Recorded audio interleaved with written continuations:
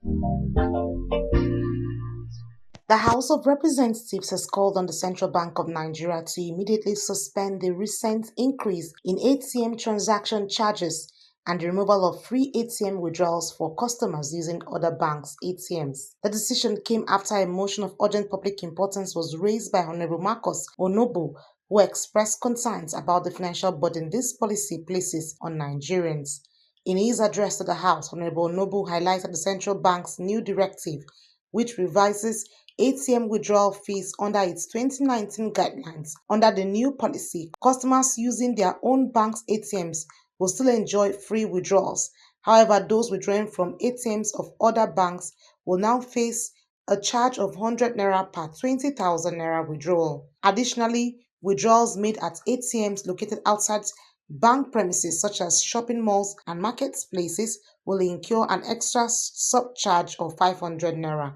Disturbed that the citizens of Nigeria are already grappling with the multiple economic hardship, including high inflation, electricity tariff hike, and numerous banking service charges that significantly reduce the disposable income and negatively impacting on the economic welfare of its citizens.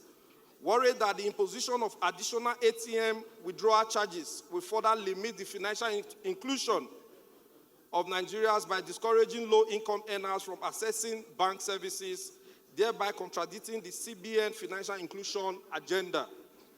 Cognizant of the fact that the banking sector has continued to record significant profits, imposing further charges on customers without corresponding improvements in service delivery or infrastructure is unjustifiable.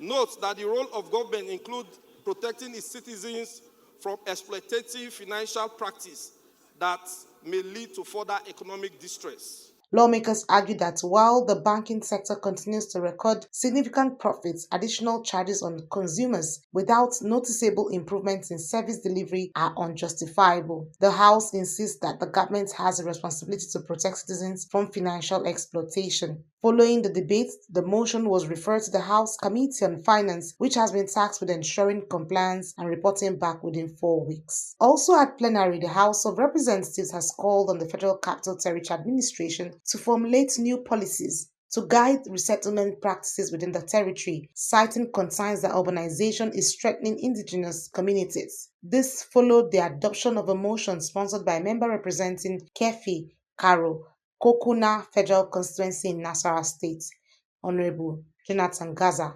In his lead debate, the lawmaker noted that the FCT's rapid urbanization is eroding the cultural and historical heritage of native communities while also creating slums and safe havens for criminal activities. Gaza expressed concern that previous resettlement policies have yielded little results, with 5 policies formulated by the Department of Resettlement having minimal impact. The House is also aware that in some parts, on some areas like parts of Gerki, Jabi, Dakibi, Umabushi, and Guzape, have areas of planned and unplanned settlements coexisting. The House is worried that the indigenous people are gradually being choked by urbanization, which is also destroying the cultural and historical heritage of the natives, while the same areas are currently turning into slums and safe havens for criminal activities. The House is also worried that the Department of Resettlement formulated 5 resettlement policies and initiatives at different times, but all have yielded little or no results. Cognizant that if this trend is left unchecked, it can lead to serious problems in the future. The House therefore resolves to, number 1, urge the Federal Capital Administration to formulate policies to guide the resettlement practices within the FCT. Adopting the motion, the House mandated the Committee on FCT Area Councils and Auxiliary Matters to collaborate with the Minister of the FCT to develop alternative resettlement strategies and report back within 4 weeks. Annie T. Patrick, Core TV News, Abuja.